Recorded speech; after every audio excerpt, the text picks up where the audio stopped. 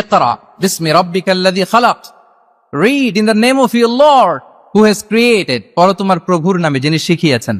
তাহলে ইসলামের প্রথম কথাই হচ্ছে পড়ো, এক্সপ্লোর করো, ইনোভেট করো, ডেভেলপ করো। ইসলামের প্রথম কথাই হচ্ছে পড়া। জ্ঞানের সাথে নিজেকে জুড়ে রাখো, অজ্ঞতার সাথে ইসলামের কোনো সম্পর্ক। এবং জ্ঞানকে আল্লাহ রাসূল সাল্লাল্লাহু আলাইহি ওয়াসাল্লাম বিশ্বময় ছড়িয়ে দিতে বলেছেন। Knowledge has no boundaries. তিনি বলেছেন বাল্লিগু আন্নি ওয়ালাউ আয়া, একটি আয়াত হলেও আমার পক্ষ থেকে গোটা বিশ্বে ছড়িয়ে দাও।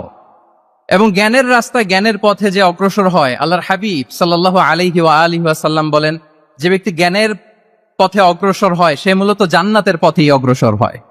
মান সালাকা তারিকান ইয়ালতামিসু ফীহি ইলমান সাহালাল্লাহু লাহু তারিকান ইলাল জান্নাহ, যে জ্ঞান অর্জনের জন্য সামনে আগায় সে মূলত জান্নাতের দিকে আগায়। আল্লাহু আকবার। তাহলে ইসলাম একটা নলেজ বেসড রিলিজিয়ান। এখানে আমাদের গোজামিল দেওয়ার কোনো সুযোগ নাই, এটা জ্ঞান ভিত্তিক ধর্ম।